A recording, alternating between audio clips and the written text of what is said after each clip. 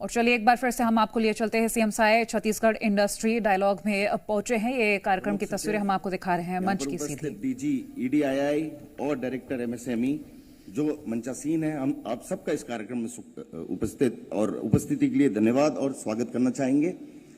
साथ साथ मैं यहाँ पर उपस्थित जितने भी हमारे उद्योग विभाग के साथी हैं, उद्योग जगत के जितने भी उद्यमी हैं, जिनका सपोर्ट हमें निरंतर मिलता रहा है और पिछले 5-6 महीने में जब से इंडस्ट्रियल पॉलिसी आई है उसके बारे में हर जगह जाकर जिस तरह से उन्होंने इंडस्ट्रियल पॉलिसी के बारे में बात की है, रुचि ली है, हम सब पूरा डिपार्टमेंट की ओर से मैं आप सबका बहुत बहुत स्वागत करना चाहूंगा। साथ साथ यहाँ पर उपस्थित हमारे मीडिया के साथियों का भी मैं बहुत स्वागत करता हूं।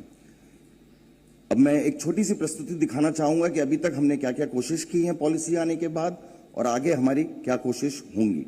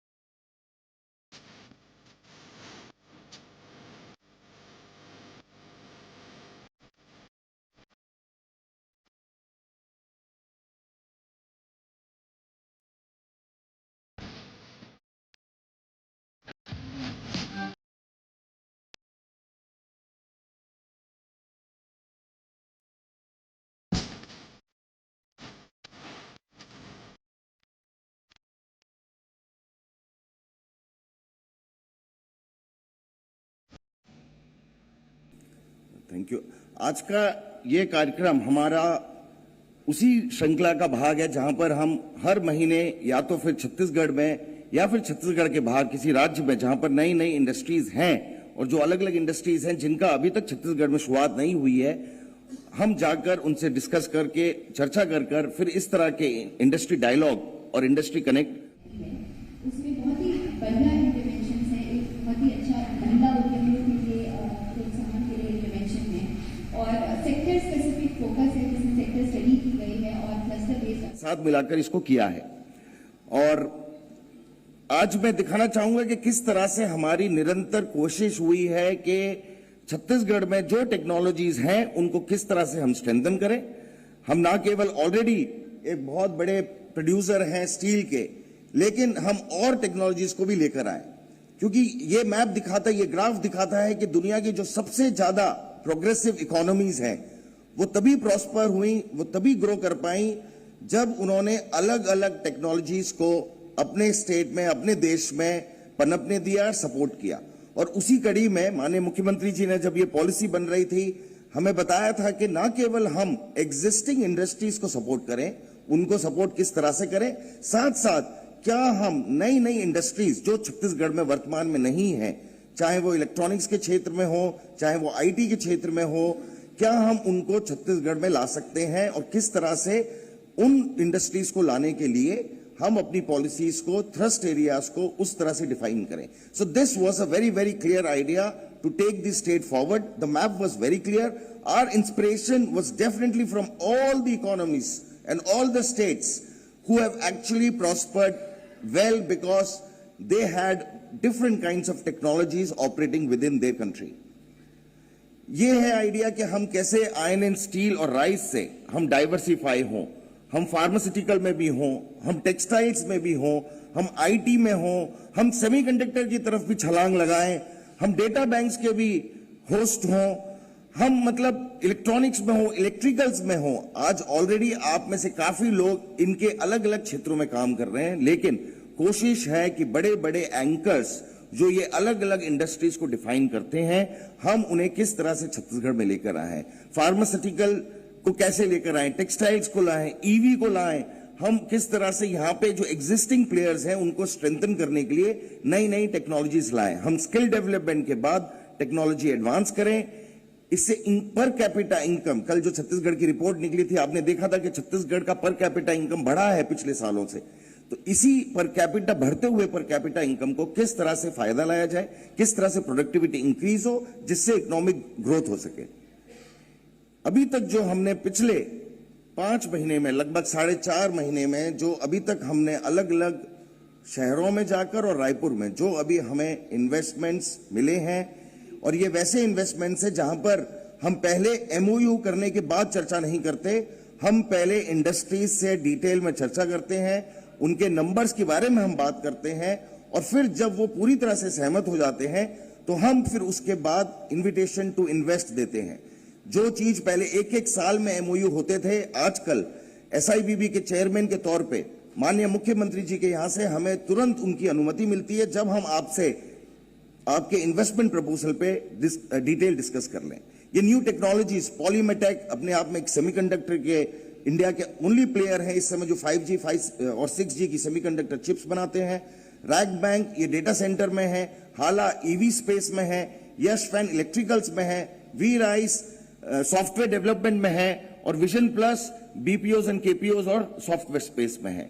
इसी तरीके से फूड प्रोसेसिंग में कुछ पुराने प्लेयर्स और कुछ नए प्लेयर्स, पीएसपी और सोलार के कुछ पुराने प्लेयर्स, कुछ नए प्लेयर्स, और इसी तरह पावर, स्टील एंड सीमेंट में बहुत सारे एक्सपेंशन हो रहे हैं। सो ये सब मिलाकर अभी 5 महीने में बहुत ही रियल इन्वेस्टमेंट, जैसे मुझे लगता है कि आप सबका जो सपोर्ट रहा है उसके कारण हम 1,23,000 के रियल इन्वेस्टमेंट्स को यहां पर लाने में सफल हुए हैं। ये मैं दिखाना चाह रहा था कि एक उदाहरण है कि स्टेट की स्पीड इस समय किस तरह से चल रही है। हमारी कोशिश है कि पॉलीमेटेक जो इंडिया की ओनली सेमीकंडक्टर मेकिंग कंपनी है इस समय, एक्चुअल जो सेमीकंडक्टर बनाती है, जिनका तमिलनाडु में प्लांट है, छत्तीसगढ़ में ये जो जमीन आप देख रहे हैं ये नया रायपुर की है जहां पे उन्होंने काम शुरू किया है। मतलब इन्होंने दिसंबर में हमसे पहली बार इन्विटेशन टू इन्वेस्ट लिया, उसके बाद टेंडर में जमीन प्राप्त करके 45 डेज बाद, और आज उन्होंने अपनी रजिस्ट्री कराई है परसों कल, और उन्होंने साथ रजिस्ट्री के साथ उन्होंने कल का फोटो है, सॉइल टेस्टिंग शुरू कर दी है जहां पे ये निर्माण कर सकें। तो हमारी कोशिश है कि हम स्पीड से चलें, ना केवल न्यू टेक्नोलॉजीज में स्पीड से चलें।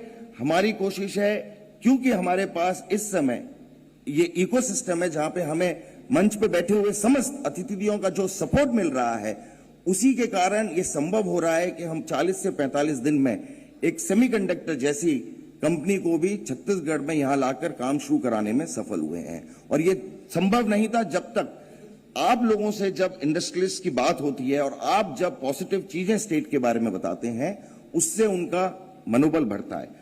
हम जब बॉम्बे में गए थे या कैलकाटा में गए थे तो सीएम साहब ने सब इंडस्ट्रियलिस्ट को यही बात बताई थी कि छत्तीसगढ़ ने 20 टाइम्स इंडस्ट्रियल ग्रोथ किया है, और वो पॉसिबल नहीं था जब तक यहां पर जितने भी बैठे इंडस्ट्रियलिस्ट हैं जिन्होंने स्टेट पे विश्वास किया और इन्वेस्ट किया। हमने 5 महीने पहले बात की थी कि रिफॉर्म्स करेंगे। We will actually try to reforms. Of course reforms काफी होते हैं, काफी किए जाते हैं, बट किस तरह से अभी तक हमने रिफॉर्म्स को आगे बढ़ाया है, मैं बताना चाहूंगा कि हमने अब पूरे हमारे सिस्टम में उद्यम आकांक्षा में पैन कार्ड से ऑटो फैच कर दिया है। आपको बार बार वो जानकारी नहीं भरनी पड़ेगी। एक बार उसमें जो लगभग 78 से 90 फील्ड होती थी आपको भरने के लिए, अब आपको 38 फील्ड भरनी पड़ेंगी, और उसके बाद आप किसी भी सब्सिडी के लिए, किसी भी प्रोसेस के लिए एप्लीकेशन डालेंगे तो आपके पैन कार्ड से और उद्यम आकांक्षा से हम ऑटोमेटिकली आपका डेटा फेच कर लेंगे। हमारी सबसे पहली कोशिश थी कि हम बड़े बड़े रिफॉर्म्स के बदले क्या हम कोशिश करें कि 6 से 8 मिनट में हमारे इन्वेस्टर्स, इंडस्ट्रियलिस्ट अपना फॉर्म भर पाए। तो हमने लगभग 70-75 जो अनावश्यक फील्ड थी उन सबको हटाकर 38 कॉलम की फील्ड, 38 फील्ड्स हम लेकर आए अपने फॉर्म में, और उसको भी इस तरह से किया है ताकि आपको वो बार बार कहीं और ना भरनी पड़े। हमने जो अपने थ्रस्ट सर्टिफिकेट को हमने आपसे मांगने के बदले हमने सेल्फ डिक्लेरेशन पे कर दिया है कि आप सेल्फ डिक्लेरेशन करें, ओटीपी से साइन करें, and we will accept it without asking you for any certificate जिसको आपको कहीं और जाना पड़े। सारे जीआईएस, सारे लैंड अलॉटमेंट आज की डेट में हमारे पोर्टल पे जीआईएस मैप के साथ हैं, ताकि आपको क्लियर रहे कि हम आपको क्या दिखा रहे हैं और क्या बेच रहे हैं। ऐसा ना हो हम आपको दिखाएं कुछ और मौके पर आप पहुंचे और वहां पे आपको पता ही ना हो जमीन कहां है बिफोर आप बिड करें या आप अप्लाई करें। तो सारे हमारे लैंड अलॉटमेंट विदाउट जीआईएस हमने इसको गति शक्ति के साथ भी इंटीग्रेट कर दिया है, ताकि जो जो जमीन पे इंडस्ट्रियलाइजेशन हो वहां पर वो हमारे लार्जर गति शक्ति के पोर्टल पे हमेशा दिखाई दे। ऑनलाइन अप्रूवल्स थे, ऑनलाइन अप्रूवल्स हैं। कोशिश ये है, जो बात की जाती है सिंगल विंडो की, एक बहुत बड़ा मतलब सिंगल विंडो बनाया है लेकिन उसमें बहुत सारे दरवाजे हैं। हमारी कोशिश है कि जो बहुत सारे दरवाजे थे उसको हम बंद करते जाएं, सिंगल विंडो को एक्चुअली लाएं। अभी जो सिंगल विंडो का पोर्टल है, आप देखेंगे, अपने आप महसूस करेंगे कि किस तरह से हम एक जगह पर लिमिटेड क्वेश्चन ले रहे हैं। आपको पहले एसआईपीबी के लिए जब आप अप्लाई करते थे, आप 100 करोड़ से ऊपर इन्वेस्टर होते थे तो आपसे एक अलग पोर्टल पे भेजा जाता था, वहां फॉर्म भराया जाता था। अब जैसे ही आप उद्यम आकांक्षा में भरेंगे, आप जैसे ही सेलेक्ट करेंगे कि 100 करोड़ से ऊपर इन्वेस्टमेंट है, आपका डेटा ऑटोमेटिकली एसआईपीबी के लिए चला जाएगा। हम आपसे एक और फॉर्म बिल्कुल भी नहीं बनाएंगे। हमने पूरा डॉक्यूमेंट आपके स्टोरेज एंटिटी वॉल्ट में डाल दिए हैं। जिस तरह से हम लोगों का डॉकेट होता है, पर्सनल वॉल्ट होता है, उसी तरह से एंटिटी वॉल्ट में। तो हमें अगर आपके किसी भी दस्तावेज की जरूरत होगी तो आपकी अनुमति से हम वहीं से उसको फेच कर लेंगे। बार बार आपसे आपके आधार डॉक्यूमेंट्स को अपलोड करने के लिए कदापि नहीं बोलेंगे हम। लैंड अलॉटमेंट, जो लैंड आपको हमारी वेबसाइट पे दिख रहा है, मेरा आश्वासन है आपको कि हम तो 7 और 8 दिन में भी कर रहे हैं जो हमारी वेबसाइट पर है, लेकिन मैंने अपर लिमिट 45 डेज की ली है कि जो लैंड ऑनलाइन वेबसाइट पे हम दिखा रहे हैं वो आपको हम 100% 45 डेज में जरूर देंगे, ताकि आपको एक एक लैंड के लिए बार बार कोशिश ना करनी पड़े। इलेक्ट्रिसिटी कनेक्शन में कोशिश हो रही है कि 7 से 10 दिन के अंदर 99% केसेस में है, लेकिन हाँ कुछ केसेस ऐसे आते हैं बिकॉज ऑफ कैलकुलेशंस जिसमें कभी कभी टाइम लगे, लेकिन इलेक्ट्रिसिटी कनेक्शंस जितनी तेजी से इलेक्ट्रिसिटी डिपार्टमेंट दे सकता है हम उनसे निरंतर टच में है। आपके केसेस को प्रायोरिटी से हम वहां पर भेजते भी हैं। अब टाइम डॉक्यूमेंट स्टेप 7 दिन में आपको बताना चाहूंगा कि पिछले 6 साल के जो सब्सिडीज बचे हुए थे, लगभग माननीय मुख्यमंत्री जी के निर्देश पे वित्त विभाग से हमें 450 करोड़ रुपए पिछले 5-6 साल के सब्सिडीज जो पेंडिंग थे उसको देने के लिए अभी 3rd अनुपूरक में प्राप्त हुआ है। ये अपने आप में एक बहुत बड़ी उपलब्धि है इंडस्ट्रियलाइजेशन को बढ़ावा देने के लिए।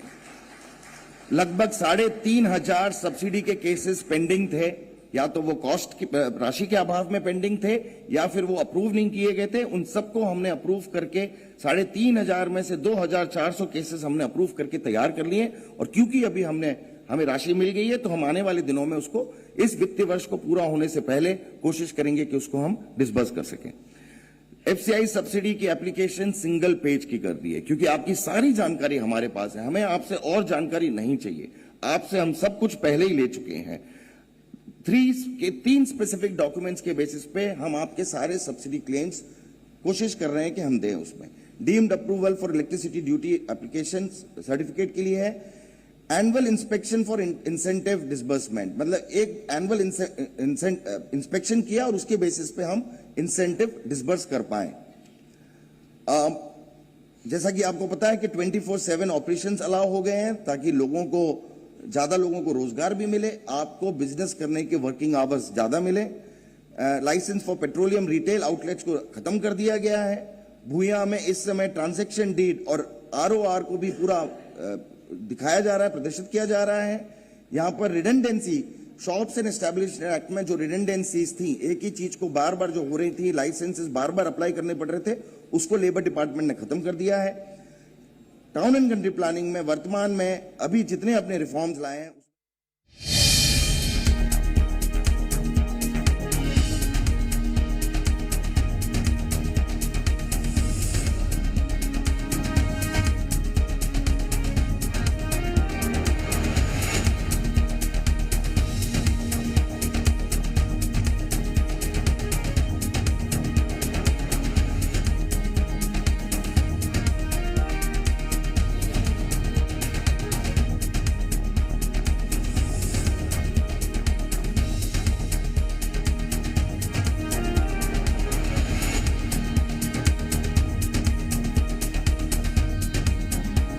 प्रस्तुतकर्ता डॉक्टर ऑर्थो आयुर्वेदिक ऑयल और कैप्सूल। अब दर्द भी घुटने टेकेगा।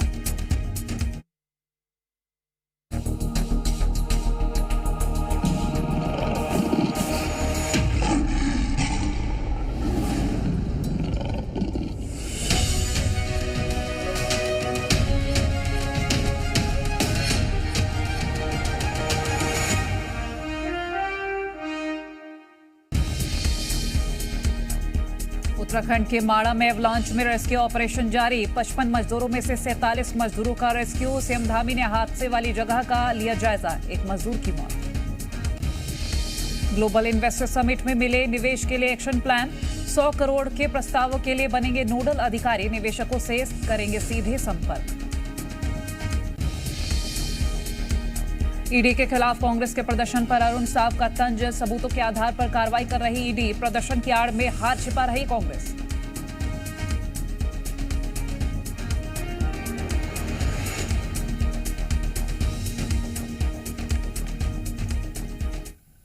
और एक बार फिर से सीधा आपको लिए चलते हैं। सीएम विष्णुदेव साय कार्यक्रम में मौजूद हैं। छत्तीसगढ़ इंडस्ट्री डायलॉग कार्यक्रम की तस्वीरें आपको सीधे दिखाएंगे। मुख्यमंत्री जी के इस आश्वासन के बाद 1000 crore for industrial infrastructure in different parts of Chhattisgarh मिले हैं। हमें उसको और आने वाले बजट में हमें उम्मीद है कि इसके लिए हमें और राशि उपलब्ध कराई जाएगी। ट्रस्ट बेस्ड हमारी बात है कि आप देखेंगे कि हमने किस तरह से सेल्फ सर्टिफिकेशन को इंक्लूड किया है। थर्ड पार्टी की लिस्ट बनाई गई। इसके अलावा सर्विस सेक्टर को भी हम लोगों ने इस बार इंडस्ट्रियल पॉलिसी से जोड़ा है। और अगर हम आपको कुछ आंकड़े बताएं कि इस साल एक साल में किसानों को ही केवल सरकार ने 52,000 करोड़ रुपए रिलीज किए उनके सब्सिडी। और जो किसान उन्नति योजना में प्रोत्साहन बोनस है। महतारी बंधन में हर महीने 700 करोड़ रुपए जाता है। लैंडलेस जो लोग एग्रीकल्चर के लोग हैं या उसमें उनको करीब 600 करोड़ रुपए जारी हुआ है। भारत सरकार ने जो टैक्स स्लैब बढ़ाया है उससे लोगों के पास पैसा बढ़ा है। तो एक सर्विस सेक्टर का एक्सपोनेंशियल ग्रोथ का पोटेंशियल छत्तीसगढ़ में है। और मैं समझता हूँ ये पोटेंशियल केवल रायपुर और बड़े शहरों में ही नहीं हर जिला में है। तो अगर जब हमारे सामने छत्तीसगढ़ की जो नई एंटरप्रेन्योर की थॉट है, very well educated, very forward looking, मैं समझता हूँ कि यहाँ पे काफ़ी जो है जिलों में हम लोग जो डिस्ट्रिक्ट इन्वेस्टमेंट प्रमोशन कमेटी हैं उनको एक्टिवेट कर रहे हैं। और आप सबसे मिलकर वो वहाँ पे क्या हो सकता है, एंटरटेनमेंट के मॉल जैसे यहाँ बड़े बड़े मॉल हैं वहाँ छोटे बने स्क्रीन, 2-3 स्क्रीन को, फूड कोर्ट एंड इस तरीके का एक सिस्टम हो। अच्छे स्कूल CBSE के प्राइवेट सेक्टर में आए, हॉस्पिटल्स हैं। तो एक तरीके से जो हमारे जिले मुख्यालय हैं, नगर पालिका मुख्यालय हैं, उनको कैसे डिलीवरेबल अच्छा बनाएं। और हमारी सर्विस सेक्टर की पॉलिसी भी प्रमोट करती है। तो इस तरीके के काफ़ी इंसेंटिव हैं। जैसे यहाँ पे हम लोग बैठे हैं, यहाँ पे डेस्टिनेशन वेडिंग हो रही है, इस तरीके के भी काफ़ी हमारे यहाँ रायपुर में स्कोप है। फॉरेस्ट एरिया है, अचानक माल है जिसको जब वहाँ भी टाइगर स्पॉटिंग हो रही है। इस तरीके से ओवरऑल सर्विस सेक्टर में काफ़ी सारा स्कोप है करने का। तो मैं समझता हूँ कि यहाँ की जो संभावनाएँ हैं और जो हमारे उद्यमी हैं और इन सबके साथ मिलकर छत्तीसगढ़ को जो हमारा साइज है ग्रोथ का उसको बढ़ाना है, GSDP बढ़ाना है, एम्प्लॉयमेंट बढ़ाना है। काफ़ी सारा पोटेंशियल स्किलिंग में है। एज ए कंट्री जो है अभी पूरी दुनिया में युवाओं की बड़ी कमी है। और एक India can become like hub of man power export, skilled man power export. तो इसमें अगर अच्छे आप लोग काम करना चाहते हैं कि लोगों को ट्रेन करें, कुछ एक फॉरेन लैंग्वेज या दूसरे स्टेज में जाते हैं उस स्टेज की लैंग्वेज, सॉफ्ट स्किल्स, इनमें सब में भी बहुत स्कोप है। और काफ़ी सारे कॉर्पोरेट्स ने, मैं 3-4 लोगों से इंटरेक्ट किया, उन्होंने रुचि दिखाई है। नया रायपुर में सेंटर खोलने वाले हैं। तो इस तरीके के भी अपॉर्चुनिटीज़ काफ़ी हैं। तो मैं समझता हूँ कि इस इंडस्ट्रियल पॉलिसी में आप सब लोग भागीदार बने और यहाँ के विकास के लिए और अच्छा काम हो। माननीय मुख्यमंत्री जी ने हम सभी को निर्देश दिए हैं कि जो ease of doing business policy और इसके तहत जो अप्रूवल्स जो बने हैं, जो समय सीमा निर्धारित है, उस समय सीमा में क्रियान्वयन हो। और किसी को दिक्कत आती है तो they can always escalate their issues to us and we will definitely solve your problem. Thank you.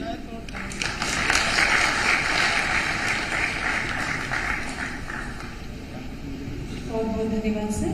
और अब हम आमंत्रित करेंगे श्री अमिताभ जैन जी, IAS, मुख्य सचिव Chhattisgarh. Shri Amitabh Jain ji.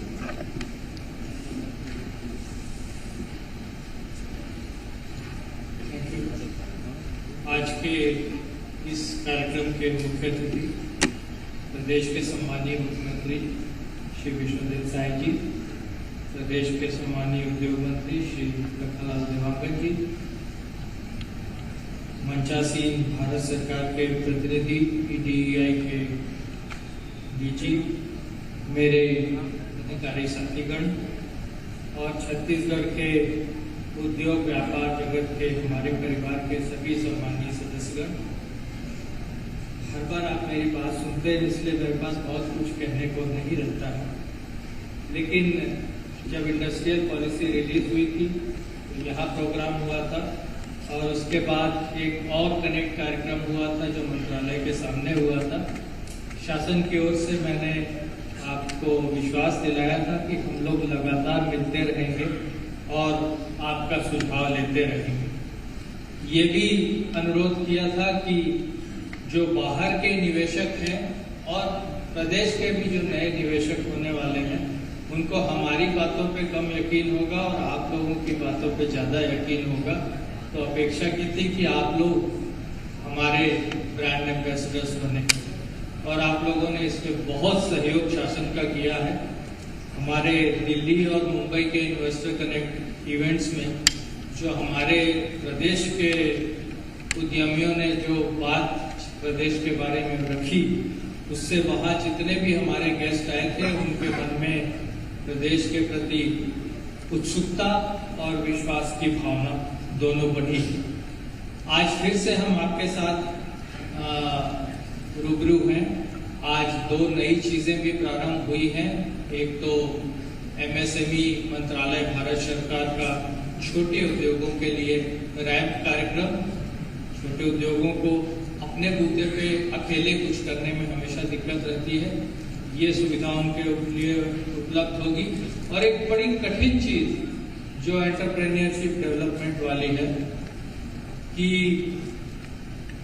Population at general में से लोग जो इसके इच्छुक हैं उनका हाथ पकड़ के, उनको सहारा देके, उनकी मदद करके, उनको न केवल उद्योग लगाने की स्किल सिखाई जाए, बल्कि जैसा कि शुक्ला जी कह रहे थे, उनका माइंडसेट इस तरीके से बनाया जाए।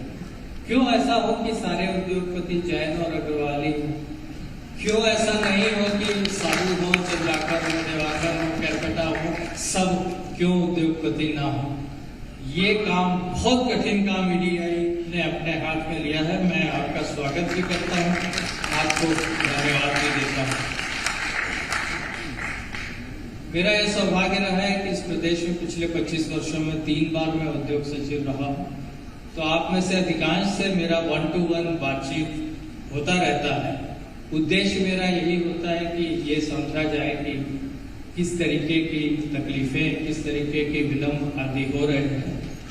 जो अभी पिछले 2-3 महीनों में बात सामने आई है, उसमें जिनमें हमें काम करने की आवश्यकता है वो ये है, एक तो भूमि की उपलब्धता और उसकी प्रोसेसिंग के काम, दूसरा जो एनवायरमेंटल क्लियरेंसेस होते हैं, जन सुनवाई और इसको लेकर के जो काम होते हैं वो कितनी सुविधाजनक तरीके से हो जाए, और तीसरा जो बहुत महत्वपूर्ण है, हमारा अपना आपसे जो व्यवहार है वो कैसा है। हमारे कई सहयोगी हैं जिनको व्यवहार के भी बेहतर बनाने की आवश्यकता आप लोगों की तरफ से आई है। मैं समय समय पर माननीय मुख्यमंत्री जी को इसका फीडबैक देता रहता हूँ और देता भी रहूँगा। कभी भी मैं ये बताने नहीं चाहता कि मैंने ये कर लिया है या हमारे प्रशासन ने ये कर लिया है। ये बताने जाता हूँ कि हमको ये करना बाकी रह गया है या इसमें हम कमजोर पड़ रहे हैं। और हम सबका, मेरा आपका सबका सौभाग्य है कि मुख्यमंत्री जी ये सारी बात बड़े ध्यान से सुनते हैं, डांटते नहीं हैं और ये कहते हैं कि कैसे इसको इम्प्रूव किया जाता है, क्या सकता है, कैसे सुधारा जा सकता है, इसकी दिशा में काम करो। मैं इसी माननीय मुख्यमंत्री जी के इसी भावना और निर्देश के अनुक्रम में उद्योग विभाग से ये अनुरोध करना चाहता हूँ कि एक वीकली शेड्यूल जो इंडस्ट्री के छोटे छोटे ग्रुप सेक्टर वाइज हो सकते हैं या संघ वाइज हो सकते हैं, इसका बना के छोटे ग्रुप्स में अगर हम लोग एक वीकली बेसिस पे उनसे चर्चा करें कि how can we improve ourselves. हम खुद सोच के बहुत सारा काम कर दिए जो बजट में बताया है और हम बहुत से प्रदेशों से आगे निकल गए हैं, लेकिन ये इस बात को मानने में कोई हर्ज नहीं है कि हमें बहुत आगे अभी और जाना है। तो अगर इस टाइप का उद्योग विभाग विचार करे और समय निकाल करके स्थानीय लोगों से, हमारे स्थानीय उद्योग संघ है, ग्रुप्स है, ट्रेड संघ है, छोटे ग्रुप से बात करे तो शुरू में ना इस मीटिंग का बड़ा एजेंडा रहेगा, वो 20-20 पॉइंट डिस्कशन के लिए रहेंगे, पर उद्देश्य हम ये लेके चले कि 3-4 मीटिंग के बाद एजेंडा में सिर्फ चाय समोसा रह जाए, बाकी सब निकल जाए। अगर ऐसा हो सकेगा, मतलब ये आसान काम नहीं है, फिर भी चूंकि रजत है तो मैं आसान काम बताऊंगा भी नहीं। तो मुझे विश्वास है कि हम सब मिलकर आपकी अपेक्षाओं पे खरे उतरेंगे, आप लोगों को उद्योग चलाने की और सामान्य जीवन जीने के लिए बेहतर सुविधाएं उपलब्ध करा सकेंगे। बहुत बहुत धन्यवाद।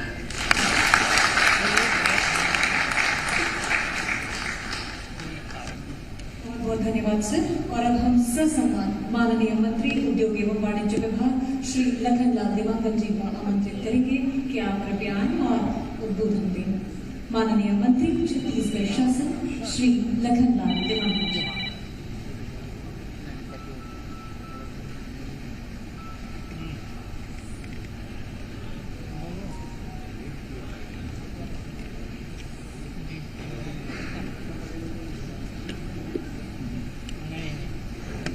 आज हम सब हमारे उद्योग जगत से जुड़े हुए भाइयों और बहनों के साथ में उद्योग को अब कैसे बढ़ाया जा सके, और आज के इस कार्यक्रम में हमारे बीच हमारे छत्तीसगढ़ प्रदेश के यशस्वी मुख्यमंत्री माननीय विष्णुदेव साय जी का मैं आप सबके ओर से हार्दिक अभिनंदन करता हूं, स्वागत करता हूं। साथ ही हमारे छत्तीसगढ़ प्रदेश के हमारे मुख्य सचिव सम्मानीय अमिताभ जैन जी, हमारे प्रमुख सचिव सम्मानीय सुबोध सिंह जी, हमारे उद्योग विभाग के सचिव सम्मानीय रजत कुमार जी, हमारे सचिव छत्तीसगढ़ सरकार के सम्मानीय राहुल भगत जी, हमारे संचालक DPI-IG भारत सरकार से सम्मानीय बहन अंकिता पांडे जी, हमारे EDI-II के हमारे सम्मानीय शुक्ला जी, साथ ही हमारे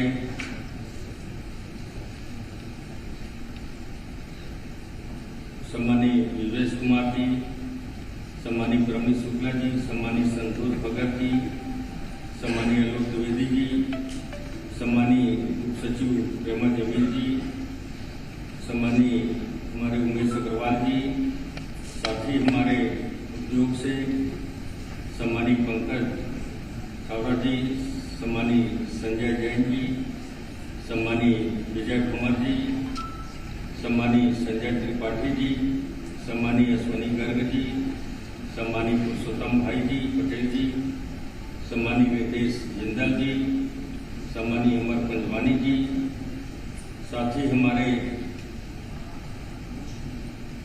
सभी विभाग के अधिकारी कर्मचारीगण, CM कार्यालय के सभी अधिकारी कर्मचारीगण, सभी हमारे उद्योग जगत से जुड़े हुए हमारे उद्योगपतिगण, उनके चेयरमैन, उनके प्रतिनिधिगण, प्रेस मीडिया के साथीगण, मैं आप सबका हार्दिक अभिनंदन करता हूं, स्वागत करता हूं। निश्चित तौर पर हम सब हमारे देश के माननीय प्रधानमंत्री जी की प्रेरणा से और हमारे प्रदेश के यशस्वी मुख्यमंत्री जी के मार्गदर्शन में नवीन उद्योग नीति हमने 2024-30 तैयार किया है। भारत को वर्ष 47 तक विकसित भारत के रूप में स्थापित करने का भी अमृतकाल छत्तीस मिशन विजन 2047 का कार्यक्रम को दृष्टिकोण एवं भारत सरकार की महत्वाकांक्षी रेप योजना छत्तीसगढ़ लागू किए जाने के निवेशों को संवाद के लिए आयोजित इस कार्यक्रम में आप सबका हार्दिक अभिनंदन है, स्वागत है। निश्चित तौर पर छत्तीसगढ़ माननीय मुख्यमंत्री जी के प्रेरणा से नई उद्योग नीति तैयार किया और पूरे आज छत्तीसगढ़ में ही नहीं पूरे भारत के हमारे उद्योगपति इस उद्योग नीति को एक अच्छा माहौल बनाने का हम लोग के द्वारा प्रयास किया जा रहा है। उस उद्योग नीति को सराहाया भी जा रहा है। कई तरह से अलग अलग हम लोग प्रदेश में रोजगार के अवसर कैसे मिले उसको भी बढ़ावा देने का काम, ज़्यादा से ज़्यादा छत्तीसगढ़ में रोजगार कैसे लगे इसके लिए भी हम सबका प्रयास हो रहा है। जैसे कि हम लोगों ने नए उद्योग नीति में 15,000 जो हमारे प्रतिपूर्ति भी प्रति व्यक्ति देने का भी निर्णय, परीक्षण वृद्धि देने का भी निर्णय लिया है। रोजगार सृजन हो इसके लिए भी काम किए हैं। अभी तक के 1,23,000 करोड़ निवेश प्रस्ताव अभी शासन को मिल चुके हैं। इस तरह से बहुत सारे काम हो रहा है। और अभी हमारे उद्योग सचिव जी ने कहा कि 6 साल से हम लोगों का आप लोगों को जो सब्सिडी वगैरह बकाया था, जिसका चाहे वो कांग्रेस सरकार के समय के बांटने का रुका हुआ बात, और जिसको कल माननीय मुख्यमंत्री जी ने विधानसभा में राज्यपाल के अभिभाषण पर बोला भी कि बहुत सारे कामों को हम लोग कांग्रेस के गड्ढा को काटने का काम कर रहे हैं। तो इस तरह से माननीय मुख्यमंत्री जी के प्रेरणा से अभी हम लोग 479 करोड़ रुपया हमारे 1049 लघु उद्योग बड़े उद्योग को मिलाकर जो बकाया राशि उसको अभी 15-20 दिन के अंदर में माननीय मुख्यमंत्री जी के आशीर्वाद से हम लोग अभी तत्काल वितरण करने वाले हैं और इस तरह से काम कर रहे हैं। हमारे जो मिलर होते हैं धान का, उनको भी कांग्रेस सरकार का बकाया राशि को हमारे मुख्यमंत्री जी ने देने का काम किया है। और इस तरह से कई क्षेत्रों पर जो रुका हुआ काम था उसको अभी हमारे मुख्यमंत्री जी ने करने का प्रयास किया है। और निश्चित तौर पर अभी हमारे 14 नए उद्योगपतियों को, नए उद्योग बोलता हूँ, हमारे उद्योगपतियों को अभी प्रमाण पत्र दिया जाएगा जो अभी नया निवेश कर रहे हैं। और इस तरह से बहुत ही अच्छा काम करने का हम सब प्रयास कर रहे हैं। क्योंकि हमारे विभाग के सेक्रेटरी साहब, हमारे मुख्य सचिव सुबोध साहब, हमारे अधिकारीगण पूर्ण रूप से आप सबको किस किस तरह से प्रावधान है उस उद्योग नीति में उसको बता दिया गया है। और हमारे बीच में आज हमारे प्रदेश के माननीय यशस्वी मुख्यमंत्री जी आए हैं, उनका हम सब लोग विचार को सुनेंगे कि आगे हम लोग किस तरह से और उद्योग को आगे बढ़ाने का काम करेंगे। तो आज के अवसर पर मैं पुनः आप सबका बहुत बहुत धन्यवाद देते हुए, आभार व्यक्त करते हुए, और आप लोग ज़्यादा से ज़्यादा छत्तीसगढ़ में उद्योग स्थापित करें, ज़्यादा से ज़्यादा हमारे छत्तीसगढ़ के लोगों को रोजगार का अवसर प्रदान हो सके और छत्तीसगढ़ 2047 विकसित भारत का जो सपना है, तो हमारा भी मुख्यमंत्री जी का आगे का विचार है कि 2047 हमारा छत्तीसगढ़ विकसित छत्तीसगढ़ हो। तो जितना हमारा उद्योग में लगेंगे और देश प्रदेश का विकास होगा तो निश्चित तौर पर हमारा छत्तीसगढ़ विकसित 2047 को अग्रसित होगा।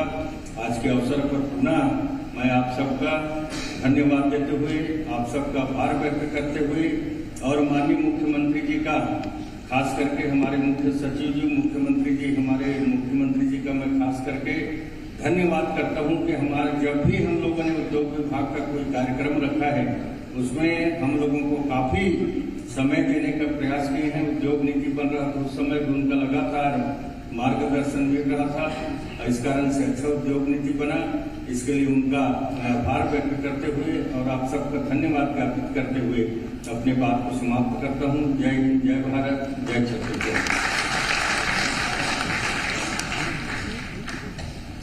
बहुत बहुत धन्यवाद माननीय मंत्री महोदय।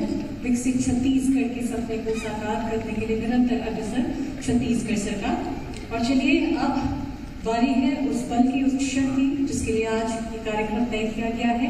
भारत सरकार की योजना सूक्ष्म एवं लघु उद्योगों के लिए भारत सरकार ने जो एक महत्वपूर्ण योजना लाई है रैम, इसकी एक महत्वपूर्ण छोटा सा वीडियो क्लिप हम और आप सभी देखेंगे और इस वीडियो के माध्यम से हम ये जानकारी लेंगे कि ये योजना आखिर क्या है और छत्तीसगढ़ के लोगों को इससे कैसे फायदा मिलेगा। Can we have the video please? Modi की गारंटी, विश्व का सुशासन, छत्तीसगढ़ के उद्यमियों में रैम का प्रोत्साहन।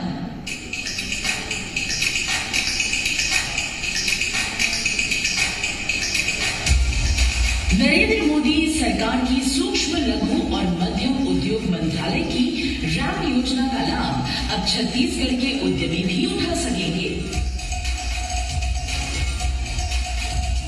विश्व बैंक के सहयोग से संचालित raising and accelerating MSME performance यानी रैम योजना से छोटे कारोबारियों को कौशल संवर्धन, क्षमता विकास और बड़े बाजारों तक आसान पहुंच की सुविधा मिलती है।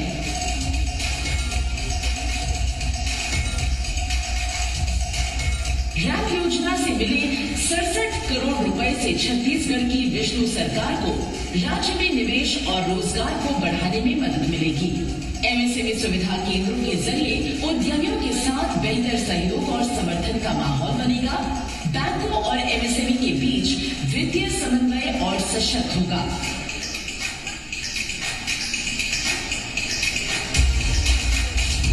रैम के क्रियान्वयन से महिला उद्यमिता के लिए क्षमता निर्माण और जीआई टैग वाले उत्पादों की उन्नत बाजारों तक पहुंच बढ़ेगी। उत्पादों की गुणवत्ता और उद्यमों की लाभकारिता बढ़ेगी। ग्रीन यानी हरित पैकेजिंग के प्रति उद्यमियों की जागरूकता बढ़ेगी। इस तरह आत्मनिर्भर भारत के संकल्प में रैम योजना का अहम योगदान सुनिश्चित होगा। बहुत ही शानदार ये रैम योजना सरकार इसके